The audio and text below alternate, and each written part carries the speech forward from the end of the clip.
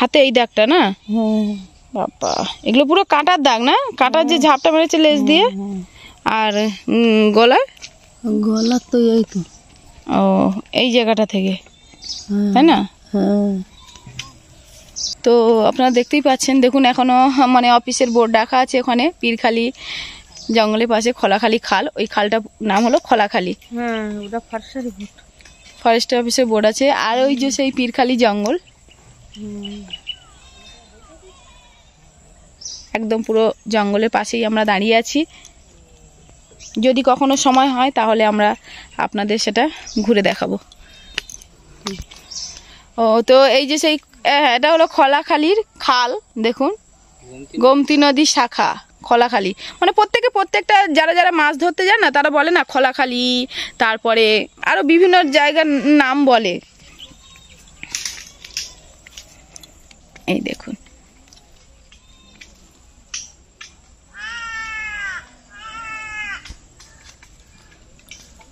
দেখুন খালটা শুধু দেখুন, কত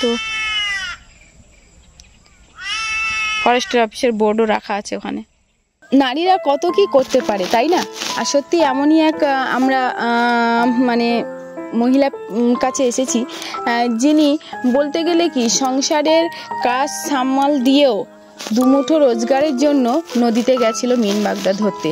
হ্যাঁ, আর তার আগেই বলি, আপনারা অনেকেই শুনেছেন যে মানে অনেক নাম শুনেছেন যে পীরখালি জঙ্গলটা কি, অনেকে পীরখালি শুনেওছেন নাম অনেকে। তো ঠিক আমরা আজ এসেছি সড়কখালি শাখা, এই যে হলো এটা হলো খোলাখালি নদীর এই খাড়ি, আর পাশেই আছে পীরখালি জঙ্গল, পীরখালি ওয়ান জঙ্গল। এটা হলো সেই পীরখালি জঙ্গল, আপনারা অনেকে দেখতে চেয়েছিলেন। আজ ঠিক সেখান থেকেই এসে আমরা ভিডিও করছি। তো আজ এই এনার সাথে আমরা সাক্ষাৎ করব, আর এনার মুখ থেকেই আমরা শুনবো যে কিভাবে মিন বাগদা ধরতে গিয়ে এনাকে কুমিরে ধরেছিল, সেই বিষয়টি আমরা পুরো জানবো। আর যে নদীতে ধরেছিল সেই পাশেই নদী, এই যে সেই নদী, এই নদী থেকেই মিন বাগদা ধরছিল, সেই নদীটাই থেকেই কুমিরে ধরে। তো কিভাবে হয়েছিল পুরো বিষয়টি আমরা এনার মুখ থেকে শুনে নিই। আসুন, আপনার নাম? বৈশাখী সর্দার। আচ্ছা, কিভাবে হয়েছিল যদি একটু বলেন। হ্যাঁ, ওই পিন বাগদা যা ঠেলা জাল, এক ধরনের বড় জাল আছে না, বাঁশ দিয়ে ঠেলে দিয়ে না, ওই ঠেলা জাল পেতেছিলাম। আচ্ছা, এটা কখন পাতেন এই জালটা আপনারা? ভাটার দিকে? হ্যাঁ, ভাটার দিকে পেতে ওই জাল এরকম অচলটাকে এরকম ঝাড়া দিতে, পিন বাগদা ঝেড়ে হাঁড়িতে পড়বো। এবার ওই ঝাড়া দিতে গে এবার কুমির ওই ওই ওই পাড়ের থেকে এসে এরকম লেজের বাড়িটা দিয়ে একদম জলে ফেলে দিয়েছে। একটা কথা আমি এখানে জানতে চাইবো তার আগে, আপনি তো এই নদীতেই জালটা টানছিলেন, আপনি মানে পেতেছিলেন? হ্যাঁ। তো একা ছিলেন কি, একা জাল ঝাড়ছিলেন না সাথে কাছাকাছি কেউ ছিল? একা ছিলাম, আমার মা ছিল, তা মাটা মারা গিয়েছে। না, মা কি ওই সময় তো আপনার মা ছিল আপনার সাথে? হ্যাঁ, ছিল। আর আশেপাশে কেউ ছিল কি, লোকজন বা কেউ? আশেপাশে ওই পড়ে যখন অর্ধেকটা ধরে জলে গিয়েছিলাম, অনেকটা দূরে গিয়েছিলাম, তখন ওই আমার মা ওই বেঁচে ছিল। মা কিছু দূর এত সময় জলে নেমে আমাকে সাঁতার দিয়ে টেনে নিয়ে। আচ্ছা, এবার বলুন কি হয়েছিল, জালটা পেতেছিলেন যখন, তখন কুমুরটা বাড়ি দিয়ে, জালটা এরকম আমার কাছে আছে, আমাকে বাড়ি দিয়ে জলে ফেলে জলে খানিকটা দূর নিয়ে গেছে। এইরকম একটা তুফান এসে একটা ঢেউ হয়েছে, এরকম বড় একটা, বুঝলে? নিয়ে গিয়ে এইবার তুলে বাড়ি নিয়ে যায়, তখন সবাই বাড়ি কান্নাকাটি করে। এই যে এখান থেকে করে দিয়েছে, রক্ত টুপিয়ে পড়ছে, আবার এইটা দিয়ে করেছে কুমুরি, কান্নাকাটি করে।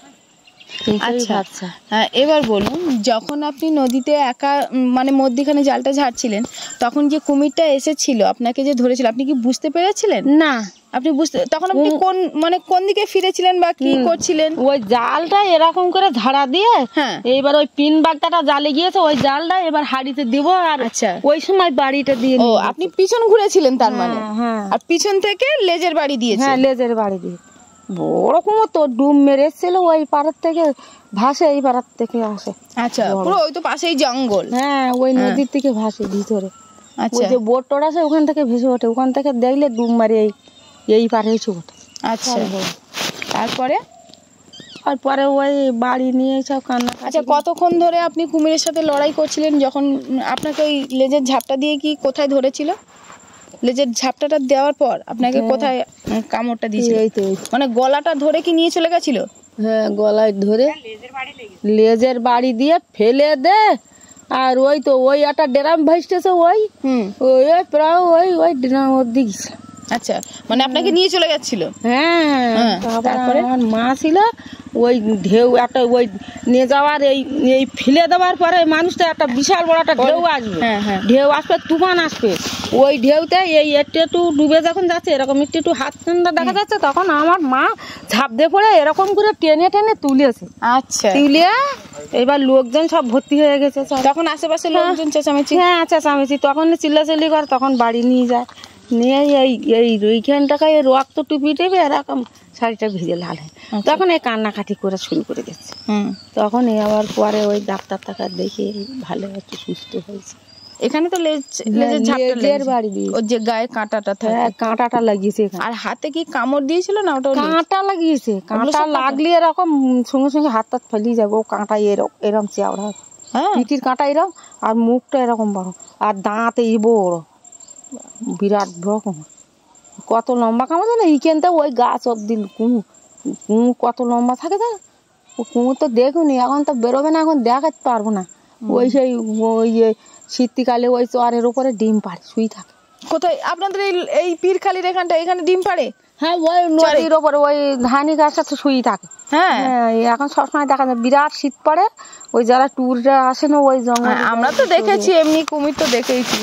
তাহলে বাচ্চা দেখেছেন, বড়টা দেখুন, কিন্তু বড় বড় আছে সেইগুলো তো দেখুন, বিশাল বড় যেটা আছে। এখন কি কোনো অসুবিধা হচ্ছে? যন্ত্রণা বলুন, এগুলো কি কোনো কিছু হয় এখন? না, এখন হয় না, কিন্তু এই পড়ে দেওয়ার পরে এই হাতটাই এতটা ভেঙে দিয়েছে। এইখানে পড়ে, এইখানে ভাঙা আছে। এই যে কাঁঠাল বেড়ে গিয়ে আবার এই না, এই কুমিরে যে আঘাতটা করেছিল তো ওই কাঁটা এরকম। এগুলো কি সব কাঁটা? হ্যাঁ, কাঁটা লাগিয়েছে, ছেড়ে দিয়েছে। এখান থেকে এতটা আছে, এতটা দাগ। কোথাও না কোথায় করেছে, ঘাড়ে কোথায়, একটু দাঁড়িয়ে কোথায় বাড়ি মেরেছে।